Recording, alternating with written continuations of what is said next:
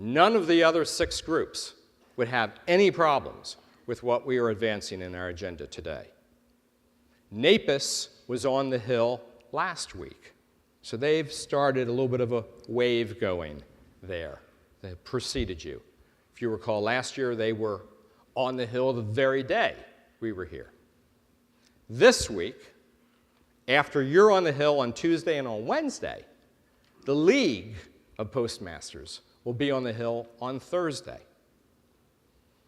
And I've already talked to my counterpart, their lobbyist, their advocate, Bob Brinkman, and their agenda lines up with ours in a lot of similar ways. We've tried to boil our agenda down this year to 3 issues, and we're going to be talking more about them in just a little bit later. The other thing that I want to really underscore for you, and to give you a notion of how it kind of plays into what we do, when Jay was talking about the importance of being well-informed and advancing our agenda, the second is this thing called SPAC. Supervisors Political Action Committee. It's, as Jay said, it's our campaign war chest. Now, what do we mean by that? What's a campaign war chest? We give that money, first of all, under law, under federal law, we are prohibited from using SPAC dues and any part of our regular treasury to contribute to political candidates. No corporation, no business, no one can give money out of their general treasury into the campaign in a coordinated way to their re-election or election campaign.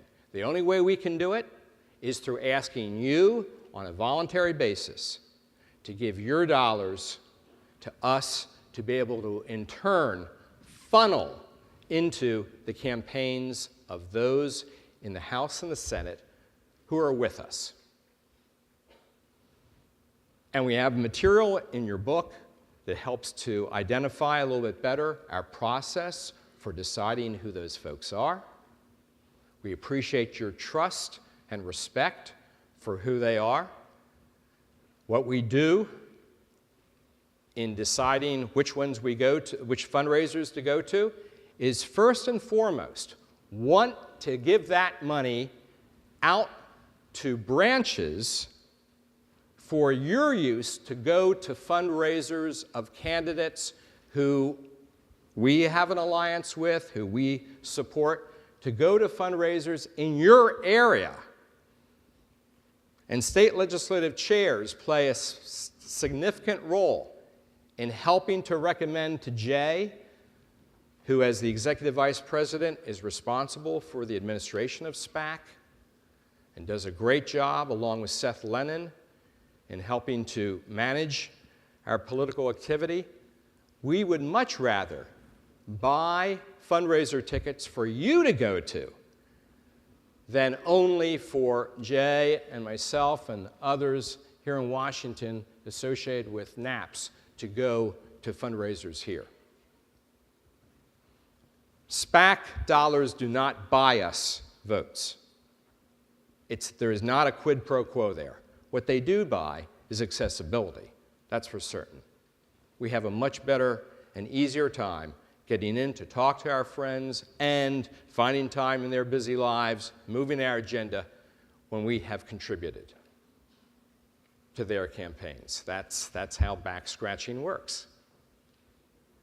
But state legislative chairs, please try to work with your branches to identify fundraisers that are particularly connected, of lawmakers that are connected to us, that we can send those SPAC dollars to.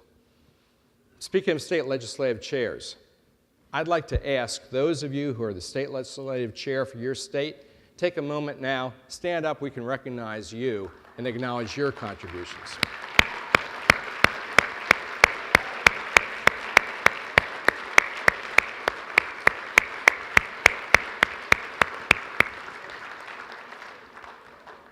Thank you. Those folks do so much work leading up to this event in scheduling meetings, but secondly, they have responsibilities throughout the year, not only in meetings here in Washington, but also working with branches to meet with lawmakers back in the district. And we'll talk a little bit more about that now. Congressional calendar. Whoop. There we go.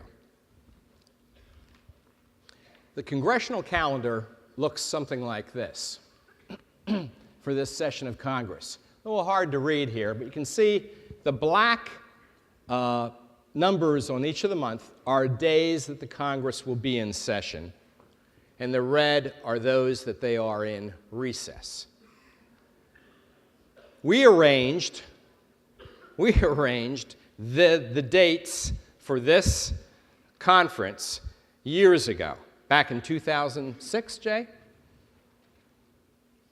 It was at a time period that in the past, without the Easter holiday arising, that we never had a recess during this period.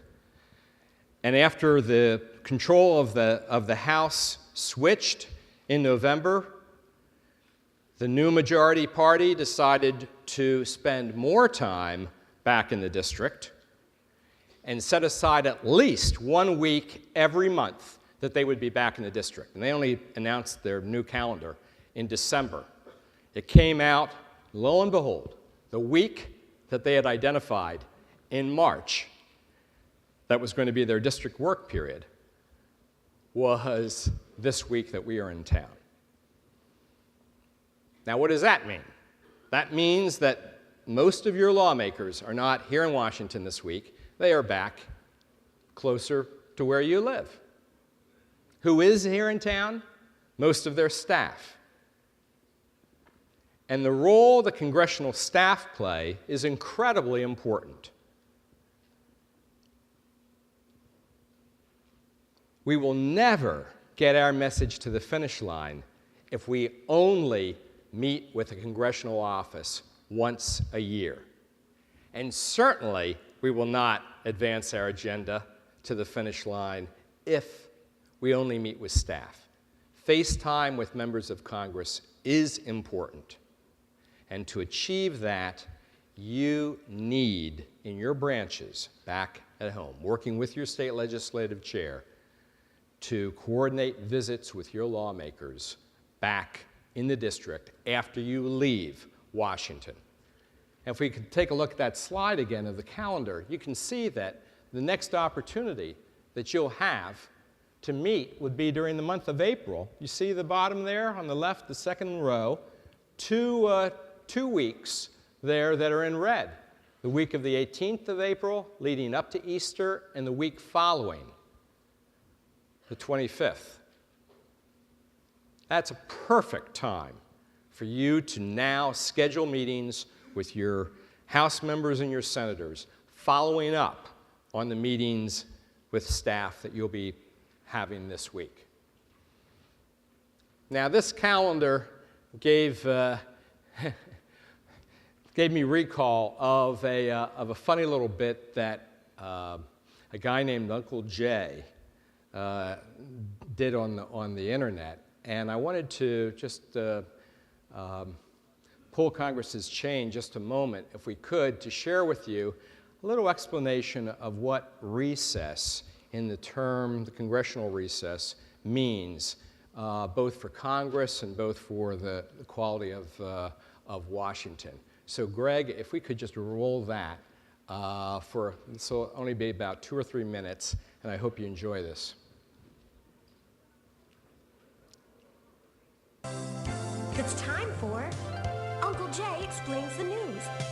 Now here's the guy who helps little minds understand big news stories, Uncle Jay. Hi, boys and girls, and happy birthday, America. Uncle Jay's on vacation. Maybe you are too. Maybe you got the weekend off before the 4th or the weekend after. But you know what? Congress has the entire week off. In fact, welcome to a special Uncle Jay episode all about the hardest working Congress in America, Congress. That's why Uncle Jay's news word for this week is recess. Recess is the word they use when Congress takes days off. Now, it's not like school recess. The Congress doesn't go out and play and goof off and pick on people who can't fight back. They do that when they're in session. No, congressional recess is officially called a district work period. It's when each congressperson goes back to their hometown to do a job to do the job for their constituents. There's a district work period for President's Day, Memorial Day, Independence Day. Each one of those days lasts for a week, by the way. And then there's a 2-week district work period in April. It's around spring break when everybody leaves town, so the Congress people have no choice but to follow their constituents to where they are and work. Now, all those work periods makes them so tired, boys and girls, that they need the whole month of August for just so they can recharge. Actually, that is also called a summer district work period. So actually, that must be the hardest work of all. But the whole rest of the year, they're in Washington, hard at work, Monday through Friday, doing actually just Tuesdays, Wednesdays, and Thursdays, because they need Mondays and Fridays to go back to their hometowns and work with their constituents. It's like having a home office, boys and girls, with all the savings of a home office, if you don't count the flying there and back, which they don't because your parents and Uncle Jay pay for that. And someday you will too. Oh, and let's not forget those exhausting fact-finding missions. Oh, they're grueling, the incredible amount of facts to be found in places like Hawaii, Cayman Islands. So when Congress actually does get some time off, they have earned it. Between Christmas and New Year's, they get to be with their families, and it's actually between Thanksgiving and New Year's when they get to be with their families. It's actually between late October and New Year's. Boys and girls, if you wonder why Congress needs so many days off, maybe it's because they need to rest up for the hard-working year ahead. Because, you know, with over 90% of them getting reelected, they're pretty sure to be stuck in this dead-end job for another term. Well, boys and girls, if you still haven't figured out the difference between work and recess, that could mean you'll be congressional material when you grow up, or especially if you don't. Well, Uncle Jay will be back from his recess next week to explain the news. And until then, remember, a good kid is good news.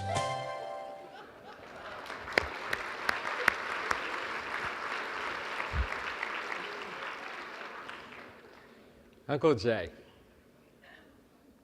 Now that calendar, by the way, was back from 2007, so it didn't correspond with 2011. But nonetheless, you get the point. And now when you're on the Hill and thinking about recess, you can think of Uncle Jay. But the point is this: that we're making lemonade out of lemons. Lawmakers are not here, but we're going to be talking with congressional staff, and congressional staff are not merely doorstops. Okay? They play an incredibly important role. Let me tell you a little bit about why and how an office is organized. First of all, the existence of congressional staff in the history of the Congress is relatively new. It's only been about the last 50 to 60 years that the whole bureaucracy of the Hill has come about. There are over 10,000 congressional staff. Over 10,000. The majority of them, the vast majority of them, are under the age of 30. For those of you who have kids who are that age or less, okay, you know, would you entrust the future of the free world? The degree to which they need to be educated on our issues is significant, particularly given how many new members of Congress there are. Some of them have brought in as their senior staff, like the chief of staff on their staff or the legislative director, ones who have had experience working on the Hill before them. Even though their boss may be new to the joint, they are relatively seasoned in terms of a couple of years or more of experience. But many other members of the congressional staff are going to be brand new. You may be meeting them new for the first time.